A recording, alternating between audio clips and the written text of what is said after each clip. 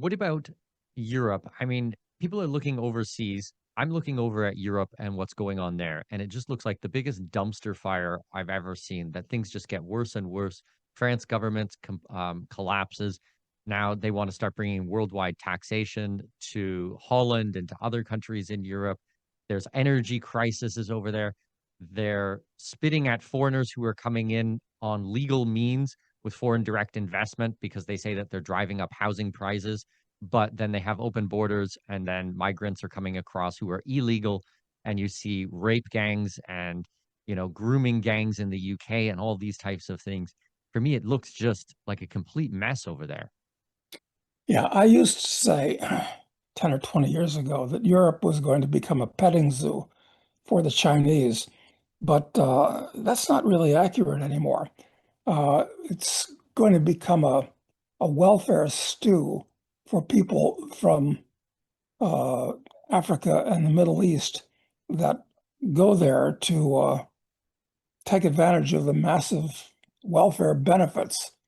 Uh, I don't know if there's any hope for Europe because the average European has been swimming in a stew of socialism for so long that he really believes all these ultra-lefty concepts.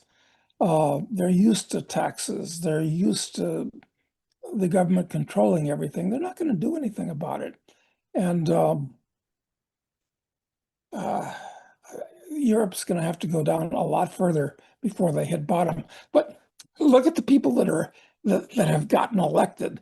Starmer in the UK, and Macron in France, and what's his name, Merz in Germany. These people are all extremely anti-liberty, anti-free speech. Uh, they want to raise taxes to solve the bankruptcies of their governments, not cut spending. Europe is hopeless. I don't think Europe is a good place for a plan B. I don't even like to go to Europe anymore, quite frankly. I think Europe in the future will be kind of like a living museum. I think people will go there to walk the cobblestone streets and see the museums and the old cathedrals and stuff like that. But I don't think it's a viable place for people to live anymore. It's going to be like its own little Disneyland where you will come and see what life used to be like. But anybody who's productive has had to leave these places. So unless, you're working in the services industry where you're actually making the coffee or serving the beer or something like that, I think everyone else is going to end up emptying out. And, the buildings will remain, but the people and the culture and the mentality of the spirit of these places will be long gone.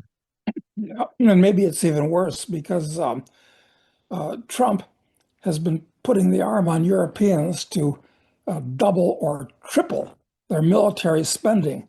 Well, that's insane. For what reason? So they can fight with each other?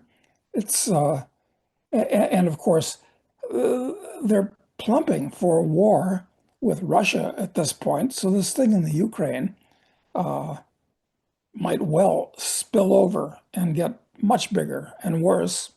So it's Europe is just not the place to be anymore. I remain a fan of South America and uh, and a few other places around the world, depending on various things. Well, I just got back from Paraguay a couple of weeks ago, and I'm a big fan of that country. The cost of living is extremely low. You can buy large plots of land. It's very fertile land. It's a food, water, energy independent country. We do immigration for clients there every day, every week. We're getting the immigration, a permanent residency for people there. I think that's a very good option. I'm in Paraguay. I think that's a good option. Argentina, even though Milei might not be all that we hoped he would be. I still think it's a gorgeous country and, very, very good food. And, they say that, Argentina is the most European country in the world, true European country in the world. So Yeah, I think that there are enclaves of freedom, and I think they're to be found in Latin America. I don't think you're going to find them in Canada or the US. I don't think you're going to find them certainly in Europe. Um, I mean, Asia, maybe there could be, but I mean, for most people, at least most of my client base, it's way too far away. And in Africa, it's so culturally different I think that it would be a pretty hard sell for someone to, pick up everything they own and move to Ethiopia or Rwanda or something like that. I think that's maybe a bridge too far.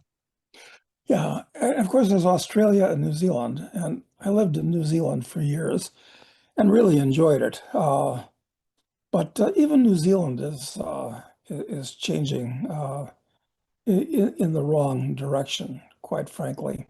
So it's almost as if you can run, but you can no longer hide anywhere in the world. The best you can do is to insulate yourself and remain footloose so that you're not tied to one place. Uh, you don't want to act like a plant. It's not a good survival strategy for a human being.